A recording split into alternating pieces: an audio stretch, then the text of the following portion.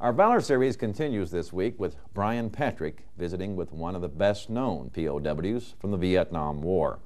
He's in Tucson, Arizona at the home of a retired Air Force fighter pilot who spent more than 5 years in captivity.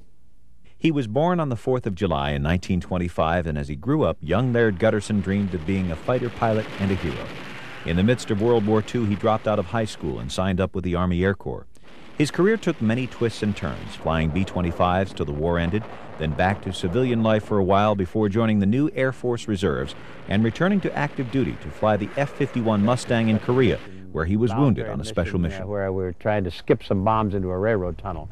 And I knew that I was going to be a sitting duck when I came off the top of that hill because I climbed up the side of the mountain that had the railroad tunnel at the bottom of it. And, you know, we got armor plating underneath us, but I was upside down.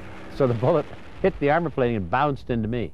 And it rolled across my spine. It's paralyzed me the waist down, and I recovered the aircraft and flew back with trim tabs, made the lightest landing ever recorded at Kempo Air Base at Seoul.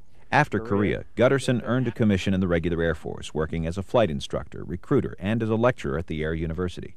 Specializing in psychological indoctrination and the POW Code of Conduct, he could not have known then that he was preparing for the 5 most difficult years of his life as a prisoner of war in North Vietnam.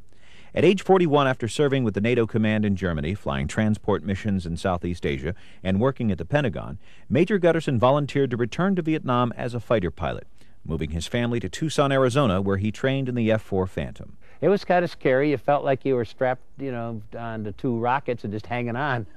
But I checked out, managed to get 1 air-to-air refueling in before I had to leave for Vietnam, and then went to survival school and then off to Yuban, Thailand. In December of 1967, Guttersen was shot down and rescued from the frigid waters of the Gulf of Tonkin, but was back in the cockpit in just a few days. I wanted to be a hero, so I kept volunteering to go up and fly daylight missions as well as night missions against the MiG. So finally they let 4 of us out of our squadron form a detachment that went up during the daylight hours with a regular wing gaggle that was going up and see if we could chase some MiGs and become heroes.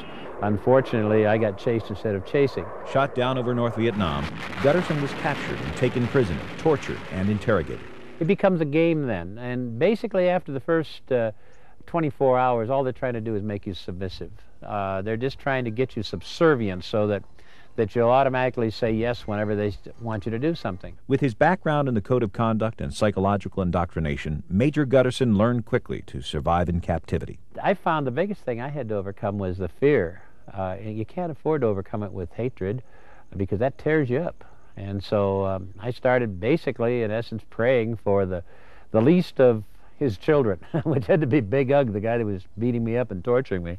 And I prayed for him twice a day, feeling like a hypocrite. Because he refused to cooperate for an early release, POW Guttersen spent months on end in solitary, knowing there was little hope of being rescued. I had studied the POW situation from Korea and from World War II. I had seen the classified documents which since have been released that showed that we left people behind in both of those wars.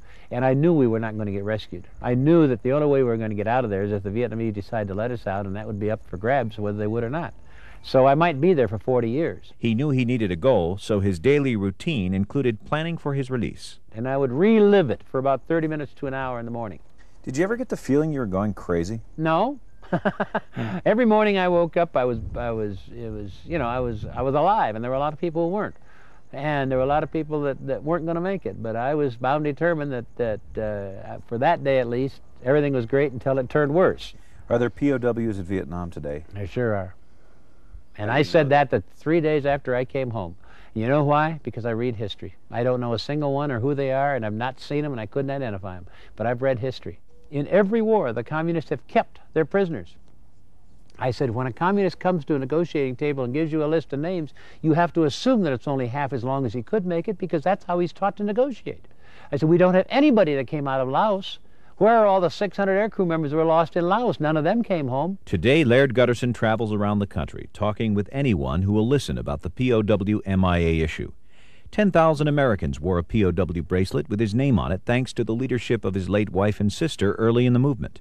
Those people were his reason to live through 61 months of hell. And these people were the people who I felt would be happier if I stayed alive than if I died.